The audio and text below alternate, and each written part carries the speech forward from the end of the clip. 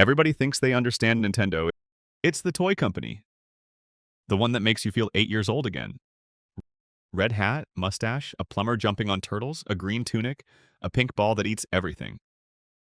It's the friendly face at the front of the gaming industry, the company that doesn't do gore or realism or gritty war shooters, the one your parents actually trusted. For most people, Nintendo is a feeling. Warm, nostalgic, a little bit magic. And that feeling is worth more than almost anyone realizes, because that feeling is the entire business. The story people tell themselves goes like this. Nintendo makes wonderful games. People buy the wonderful games. Everyone is happy and the money takes care of itself. Genius designers in a room in Kyoto dream up Mario and Zelda and Pokémon, and the world lines up to hand over its cash. It sounds like a company that runs on pure creative joy, floating above the grubby business of quarterly earnings. A place where the art comes first and the profit is just a happy accident. A workshop, not a corporation. That version is lovely. It is also almost completely wrong. Because underneath the primary colors and the theme park charm sits one of the most ruthlessly efficient money machines in the entire technology sector. A machine built on a set of decisions so counterintuitive that its two biggest rivals have spent 20 years doing the exact opposite, losing billions in the process, and still can't copy it. The friendliness is not the opposite of the ruthlessness. The friendliness is how the ruthlessness gets paid. So, let's talk about the number that breaks the fairy tale. In the video game console business, there is one rule that everybody treats as a law of nature. You sell the console at a loss. You take the hit on the hardware, you eat the cost, and you make it all back later on the games. The console is the razor, the games are the blades. Sony has done this for decades. Microsoft has done this for decades. When the PlayStation and the Xbox launch, they are frequently sold for less than they cost to build. Every single unit that walks out of the store is a small financial wound, and the plan is to heal it later with a stream of $60 and $70 games, plus a cut of every game somebody else makes for the platform. Nintendo does not do this.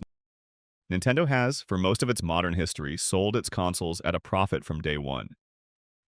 The hardware itself makes money, not a fortune per unit, but a real positive margin on the box before a single game is ever sold. Think about what that actually means. Nintendo's competitors spend the first 2 or 3 years of every console generation climbing out of a hole they dug themselves. Nintendo starts every generation already above ground. It is playing a completely different game on a completely different board, and it decided to do that on purpose. How does it manage that? By refusing to fight the war everyone else is fighting. Sony and Microsoft compete on raw power, cramming in the most expensive graphics chips they can find, which is exactly why their machines cost more to build than they sell for. Nintendo deliberately uses cheaper, older, less powerful components and wraps them in a clever idea instead. The chip inside is often a generation or two behind. That sounds like a weakness. Financially, it is a superpower. It means the box is cheap to manufacture, which means it can sell at a profit, which means Nintendo is never desperate to claw money back. That single choice reshapes everything. And to understand why it matters so much, you have to understand what it actually costs to be in this business in the first place. Building a games console is one of the most expensive bets in consumer technology. Before a single unit is sold, before a single advert airs, the money has already been spent, and it has been spent at a scale that would terrify most companies. There is the silicon. A modern console is built around a custom chip, and designing that chip or negotiating it from a partner is a multi-year, multi-hundred-million-dollar commitment. You are locking in your processing power years before launch, betting on what players will want in a machine that has to stay competitive for the better part of a decade. Then there is research and development. Nintendo pours enormous sums into figuring out how people will actually hold and touch the thing. Motion controls, dual screens, a tablet you can rip out of a dock and carry onto a train. These are not small tweaks. Each one is a gamble that requires years of prototyping, factories retooled, supply chains built from scratch for components nobody has mass-produced before. When Nintendo commits to an idea, it commits money that it cannot get back if the idea flops. Then there is manufacturing and distribution at planetary scale. To launch a console properly, you have to build millions of units before you know if anyone wants them. You have to ship them across oceans, warehouse them, insure them, and put them on shelves in dozens of countries simultaneously.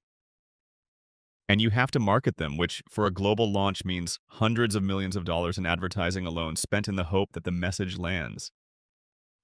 If it doesn't, you are left with warehouses full of machines nobody asked for, depreciating by the day. And then there is the catalog. This is the part almost nobody counts. A console with no games is a paperweight. So a huge slice of the real cost of entering this business is the software you have to fund before the machine even exists. Building a single major first-party game, a Mario, a Zelda, a Metroid, can take hundreds of people 3, 4, 5 years and tens of millions of dollars. Nintendo has to have those games ready to go or close to it at launch, which means it is funding years of expensive development for a machine that has not sold a single unit and might not sell at all. Put it together and the cost to enter a new console generation runs into the billions. Spent up front, spread across silicon, hardware engineering, factories, marketing, and a war chest of games, all before the public gets a vote. This is not a business you walk into. It is a business you bet the entire company on, over and over every few years.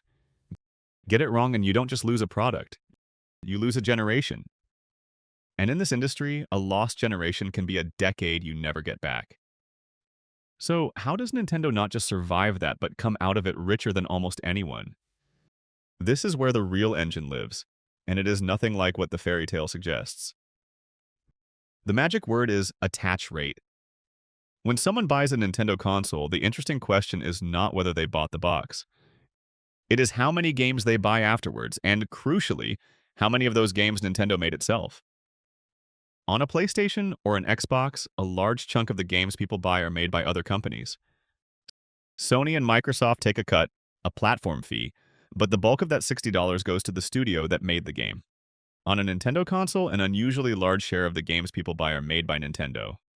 Mario Kart, Zelda, Pokémon, Animal Crossing, Smash Brothers.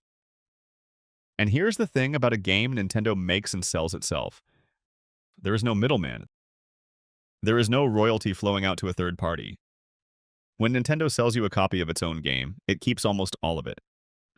So the model is not really about the console at all.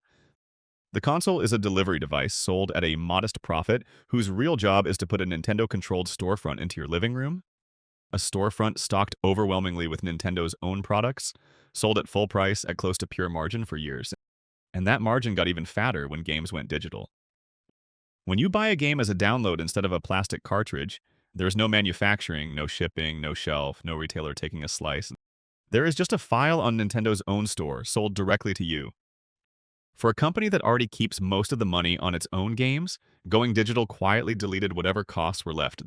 The same game, the same price, and now almost nothing standing between the sale and the bank. Now stack the back catalog on top of that. A blockbuster movie makes most of its money in a few weeks and then fades. A Nintendo game does not fade. The same Mario Kart can sell steadily for the entire lifetime of a console. 7, 8 years at barely any discount. The development cost was paid once, years ago. Every copy sold after that point is almost pure profit.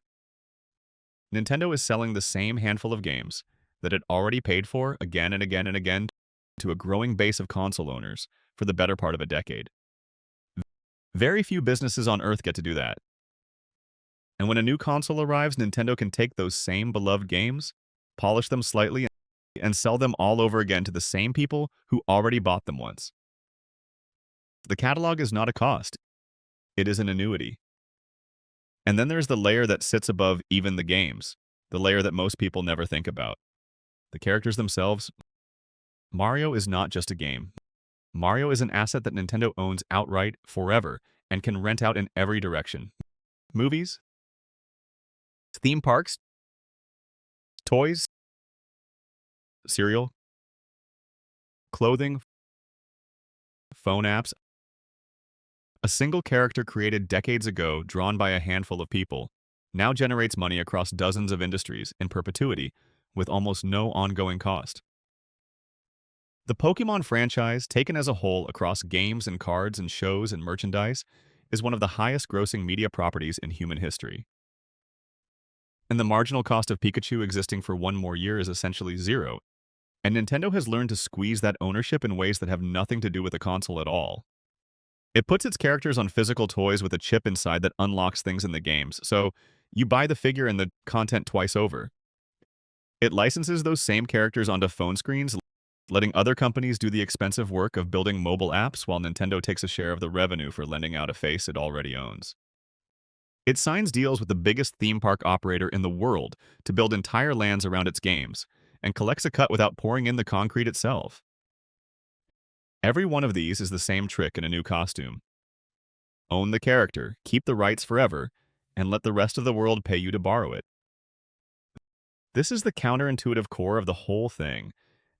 Nintendo's competitors think they are in the hardware business, subsidizing boxes to win a war for the living room. Nintendo understands that it is in the intellectual property business, and the console is just the most profitable vending machine ever built for its own product. The hardware makes a little money, the software makes a lot of money, and the characters make money forever in places that have nothing to do with gaming at all. That is the machine. That is why a company that looks like a toy maker sits on one of the largest cash piles in Japan, enough to run at a loss for years without blinking. That cash pile, by the way, is not an accident either. It is armor. Because Nintendo knows that its model comes with a loaded gun pointed at its own head, it deliberately hoards money in quantities that make investors complain.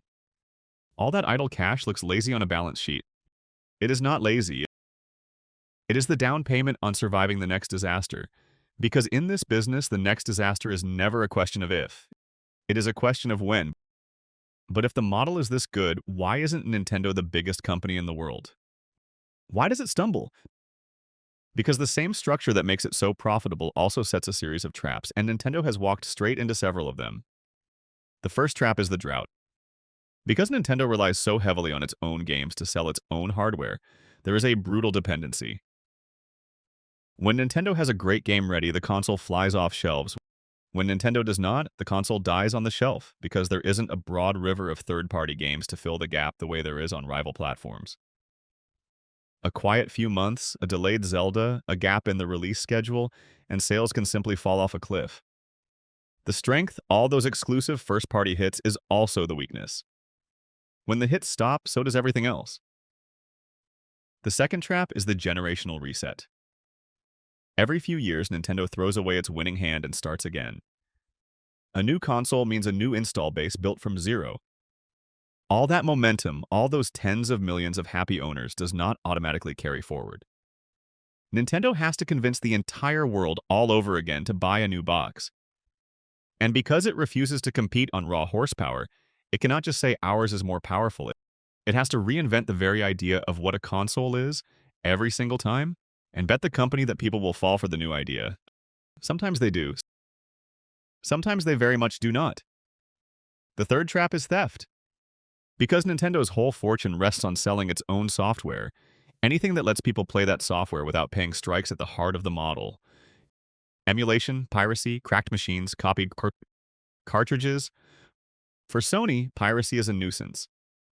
For Nintendo, whose profit is concentrated in a small number of its own must-have games, every pirated copy is a direct bite out of the one thing keeping the lights on. Which is why Nintendo fights it with a ferocity that shocks outsiders, chasing down fan projects and emulators and leakers with the energy of a company defending its actual life. Because it is. Which brings us to the deepest trap of all. Nintendo does not compete on specifications, so it has to compete on ideas, and ideas are the hardest thing in the world to guarantee. Sony and Microsoft can promise you next year's machine will be faster, and they will be right, because faster is just a matter of spending more on chips. Nintendo cannot promise that next year's idea will be fun. It cannot buy its way to a good concept. Its entire strategy rests on outthinking the competition with a clever new way to play, and when the cleverness fails, there is no fallback. There is no raw power to hide behind. There is just a strange, underpowered box that nobody understands and nobody wants. And Nintendo has lived that nightmare more than once. There was a headset in the 90s that promised virtual reality and delivered eye strain and a red and black blur pulled from shelves within a year, a commercial disaster. And there was a console not so long ago whose very name confused people so badly they thought it was an add-on for the previous machine. It launched into silence. The games did not come. The install base never grew. Third parties abandoned it. And for a company that runs on selling its own software to a large install base, a small install base is not a slow year. It is an existential threat. That machine sold so poorly that it nearly took the whole company down with it, and it wiped out years of profit in the process, turning billions in operating income into almost nothing in the space of a single generation. That is the tightrope. When the idea lands, Nintendo prints money like almost no company on Earth. When the idea misses, the very same model that makes it so rich turns around and threatens to destroy it because there is no diversified safety net, no army of third-party games, no raw power selling point to fall back on. Everything rides on the box being clever, and clever cannot be guaranteed. There is no committee that reliably produces genius on a schedule. There is one more pressure worth naming because it is closing in from the outside. The most valuable thing Nintendo owns is attention, and attention has never been under heavier attack. A phone in every pocket offers 1,000 free games and endless free video, all competing for the exact hours a child might otherwise spend with a Nintendo console. The company that once had a near monopoly on the idea of play now fights for its audience against everything ever made. Its answer, so far, has been to lean even harder on the one thing the phone cannot copy: the characters, the worlds, the specific feeling that only Nintendo makes. But it is a reminder that even the best machine in entertainment does not get to sit still. So let's play out both endings because Nintendo has genuinely lived through each of them, and the gap between the two is staggering. Here's the version where it works. Nintendo dreams up an idea so simple and so obvious in hindsight that it feels like it always should have existed. A console you can play on your television and then lift out and carry with you anywhere. One machine, two lives. It is not the most powerful box on the market. It is not close, but it does something nobody else does, and it does it at a profit on the hardware from day one. The first-party games arrive in a steady, relentless stream, each one selling tens of millions of copies at full price for years. The install base swells into the hundreds of millions. The attach rate is enormous. The back catalog never stops earning. The characters spill out into a hit movie that makes over $1 billion at the box office and into theme park lands that people fly across the world to visit. In this version, Nintendo is not a toy company. It is one of the most profitable entertainment businesses on the planet, sitting on a mountain of cash richer than it has ever been. And it got there by refusing to play the game everyone else was playing. And here is the version where it fails. The idea is muddled. The marketing cannot explain in one sentence why you would want it. The install base never reaches critical mass, so the third parties walk away, which makes the console even less attractive, which shrinks the base further, a death spiral in slow motion. The first-party games trickle out too slowly to prop it up alone. Every quiet month, sales crater because there is nothing else on the platform to sell. The expensive silicon, the years of research, the war chest of games, all of it was spent on a machine the public shrugged at. Operating profit collapses, in one real case by almost the entire amount, from billions to a rounding error.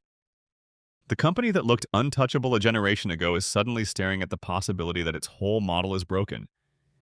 And the only way out is to go back into that room in Kyoto and gamble the entire company on one more idea. That is the economics of Nintendo.